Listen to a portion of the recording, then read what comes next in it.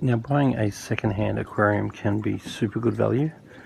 but the one thing that you just need to consider when buying a second-hand aquarium is that it may have been in a position for a long time, and the floor may have a certain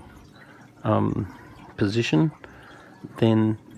when you move that aquarium, if it's been there for a long time and maybe the silicon's become aged or brittle or whatever, and if the floor was exactly like that, then you move it to the new place and it's slightly different, then the aquarium has to settle again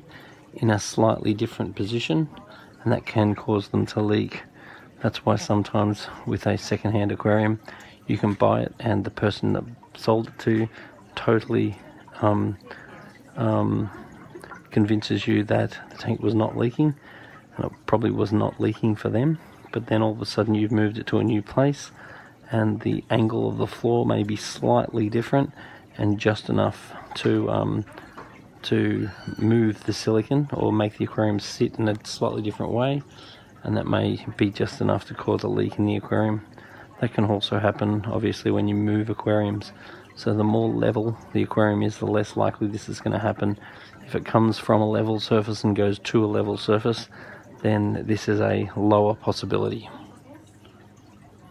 But the other thing with second-hand tanks is you really don't know how old they are too. You could be buying quite an old tank, and therefore the silicon could let go faster, depending on what sort of silicon the tank was used from. Anywhere from sort of 7 to 10 to even sort of 20 years the aquarium can last, depending on the quality of the silicon and how the glass was prepped before the aquarium was built. Anyway, give us your comments.